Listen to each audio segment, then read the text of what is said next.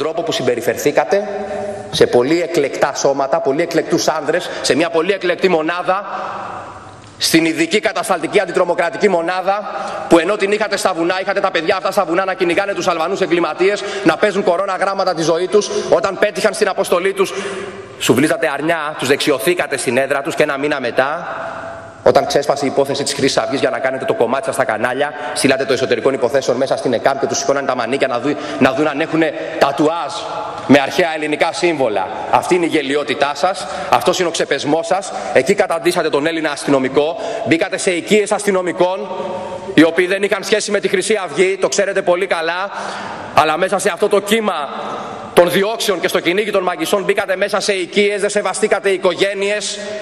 Ασκήσατε παράνομες διώξεις εις βάρος ανθρώπων που τίμησαν το εθνόσημο, που τίμησαν τη στολή που φορούν, που έπαιξαν κορώνα γράμματα το κεφάλι τους πολλές φορές για την πατρίδα και για τον Έλληνα πολίτη. Αυτά κάνατε, γι' αυτό σας τιμωρεί σήμερα ο ελληνικός λαός.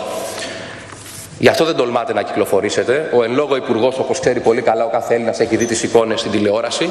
Τόλμησε να πάει στην Κεφαλονιά και διασύρθηκε. Εξευτελίστηκε δημοσίως από τους Έλληνες πολίτες. Δεν τολμάει να βγει έξω να κυκλοφορήσει. Εμφανίζεται μόνο σε τεκτονικές στοές, σε συναγωγές και στα διάφορα σιωνιστικά λόμπι. Δεν εμφανίζεται πουθενά αλλού. Και μην αρνηθεί τα περί τεκτονισμού. Είναι γνωστό εδώ μέσα ότι υπάρχουν πάρα πολλοί τέκτονες. Ακόμα και αυτός που προαλήφεται για επόμενος Υπουργός Προστασίας του Πολίτη, εάν εγκαταλείψει ο παρόν, μιλάω για τον κύριο Μιχελάκη, και ο επόμενος που προαλήφεται είναι και αυτός, εκλεκτό μέλος της Μεγάλης Στοάς της Ελλάδος, ενεγράφει μάλιστα από παλιά, 5 Μαΐου του 1992, όπως βλέπω εδώ στα στοιχεία που μου έχουν καταθέσει, όταν ήταν ακόμα δημοσιογράφος του Μέγκα.